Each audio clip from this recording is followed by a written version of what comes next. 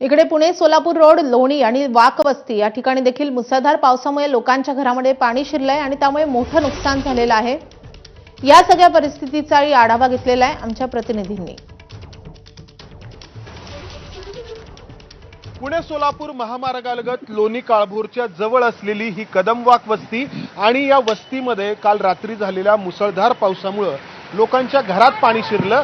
आता रस्त्यावरून पाणी वाहतंय, मात्र काल रात्री तुमच्या घरात आलं होतं पाणी? घरात आलं होतं, हे बघा इथं सगळ्या घरांनी बघा तिथे आमच्या घरात आलं पाणी। हे जे काही अंतरून पांघरून आहे लोकांनी इथं वाळत ठेवलेलं आहे।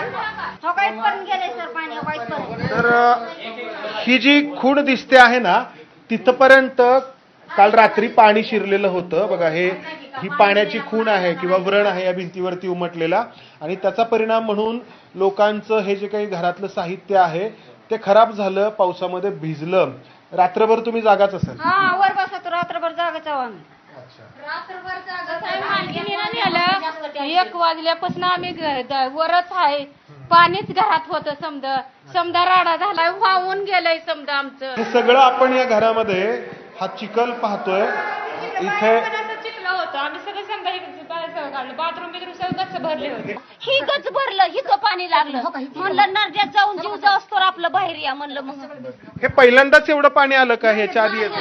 ते प्रत्येक वर्षी येत आहे, सगळं वाटुळं झालं। ह्यात पाणी साचलं आणि नर्द्यात पाणी चाललं आमच्या।